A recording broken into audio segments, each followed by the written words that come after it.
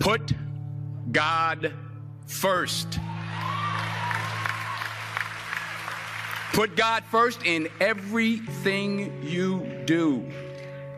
Everything that you think you see in me, everything that I've accomplished, everything that you think I have, and I have a few things, everything that I have is by the grace of God.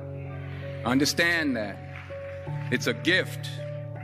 I was sitting in my mother's beauty parlor, and I'm looking in the mirror, and I see behind me this woman under the dryer. And every time I looked up, she was looking at me, just looking me in the eye. And I didn't know who she was, and I said, she said, somebody give me a pen, give me a pencil. I have a prophecy. March 27, 1975. She said, boy, you are going to travel the world and speak to millions of people. Now, mind you, I was flunked out of college. I'm thinking about joining the army. I didn't know what I was going to do. And she's telling me I'm going to travel the world and speak to millions of people. Well, I have traveled the world. And I have spoke to millions of people.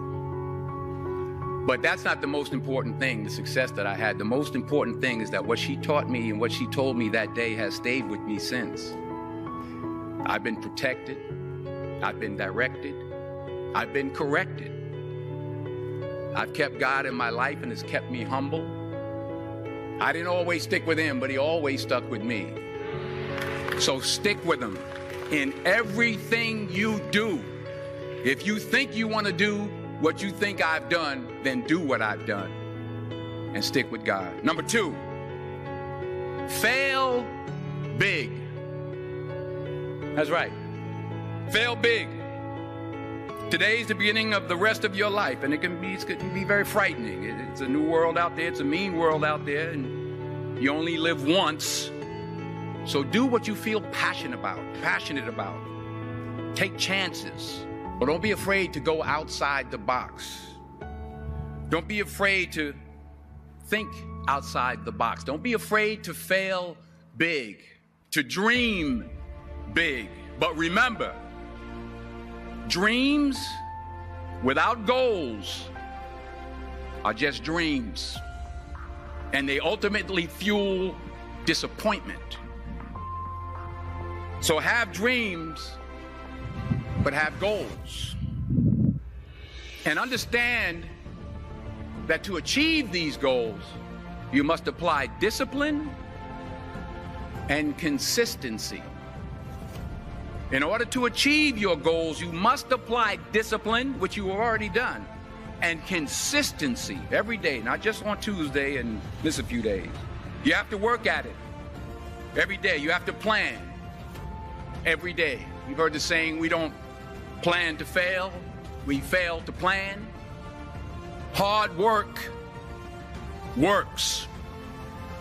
Working really hard is what successful people do. Remember that. Just because you're doing a lot more doesn't mean you're getting a lot more done. Don't confuse movement with progress. My mother told me, she said, yeah, because you can run in place all the time and never get anywhere. So continue to strive, continue to have goals, continue to progress. You'll never see a U-Haul behind a hearse. I'll say it again.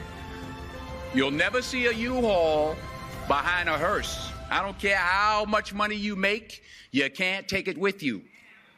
And it's not how much you have. It's what you do with what you have. We all have different talents. Some of you will be doctors, some lawyers, some scientists, some educators, some nurses. The most selfish thing you can do in this world is help someone else. Why is it selfish? Because the gratification, the goodness that comes to you, the good feeling that I get from helping others, nothing's better than that. Nothing's better than that. Not jewelry, not big house I have, not the cars, but it's the joy. That's where the joy is, in helping others. That's where the success is, in helping others. Finally,